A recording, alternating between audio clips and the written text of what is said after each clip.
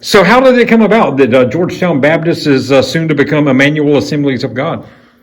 We were told that we're getting too old.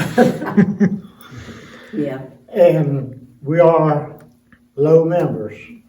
And it's getting harder to maintain everything. And it's like I say, it's the Lord's house. So we started seeking out a way that we could serve God with our building. And we started by talking with the Damascus, and it wasn't acceptable. The neighbors wanted a church. So from there, a member, Danny Owens, he knew of somebody that was looking for a church, and you go ahead. And they began to talk together, and so we met with their members and the preacher and his wife. So we decided we'd give Georgetown Baptist Church to their, because they're growing bigger. You've been here since the beginning. Herman and Yeah. I have. So this is kind of bittersweet for you guys because, I mean, I know you're excited about what God's about to do here, but, I mean, this has been Georgetown Baptist and you helped start it. Yes.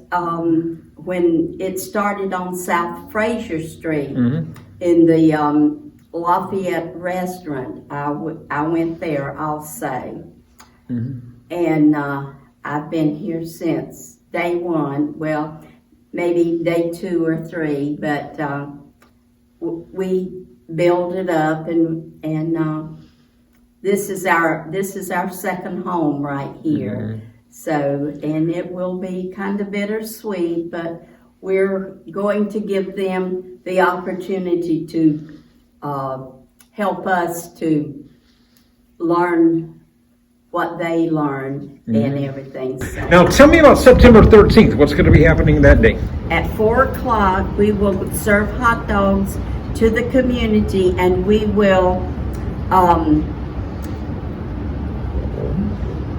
hand out flyers, and the flyers will be to invite everybody to come and get a hot dog. This is what we're going, the 2 churches are going to come together, and this will be our flyers, and we're going to hand these flyers out to the community before the 13th. But it's a chance for you to say, I guess, thank you to the community for all the years they've supported you, and to introduce them to the new pastors and the new congregation, I guess. Right, Yeah. yes. Okay. And so we're hoping that all the people in the community are going to be, come by and welcome them as their, new pastor for this church. When you found out that this church building was open, how did that happen, and what were your thoughts when you first heard about it? We heard it first from our assistant pastor, which is Dr. Hilton Burkholder. He's a member of our congregation, and he came to us. He said that he had gotten a call from Brother Danny, which is a member of the Georgetown Baptist Church, that they were interested in talking to us, see if we were interested in getting in obtaining their church building. And right now, as a congregation, as a church, we are in the middle of construction in the building that we own, but it's becoming a little more than what we thought it was going to be.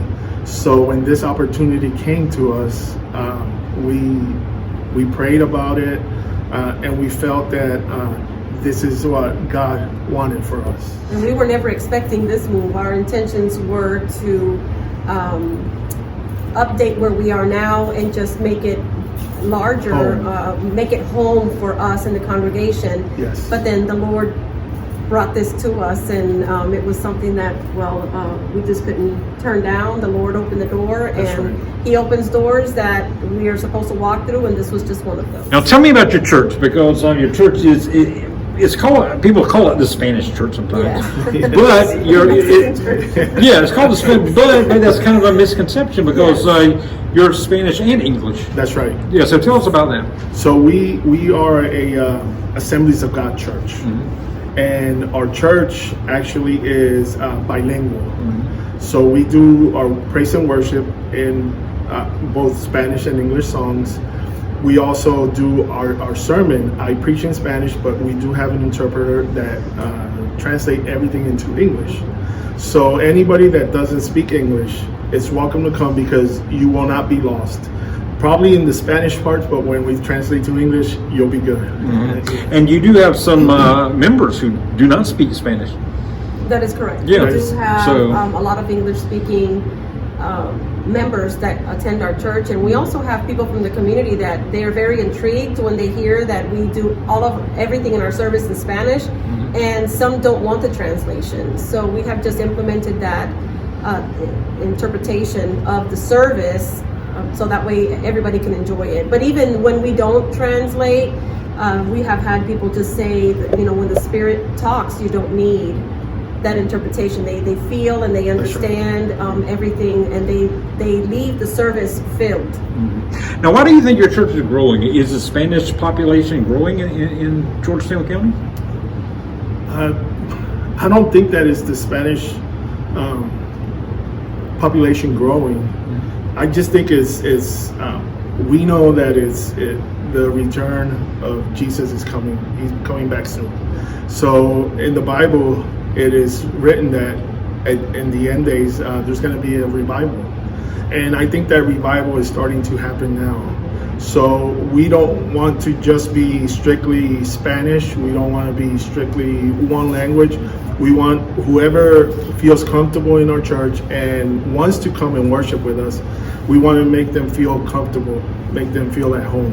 Now, are there some things that you're going to be able to do here in the new building that you haven't been able to do because of space or Oh anything? yes, we first of all we have classrooms here where we can divide the youth. Right now it's all in one group from 13 to 21, 22. We're going to be able to divide those groups, The young adults and the young adults and the youth. We have a children's classroom now. Yes, and a nursery. We have offices. We have a baptismal, I think it's the way you say it. Yeah. baptismal pool? Yes, Yes. which we don't have, and that for me has always been a dream of mine. Another dream, believe it or not, has been to have a church with a The steeple. yes. And this one has the steeple on it. Yes. So Yes. I know it's God. Anybody's welcome.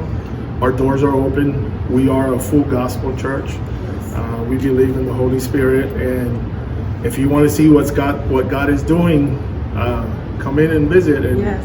you can be part of it too.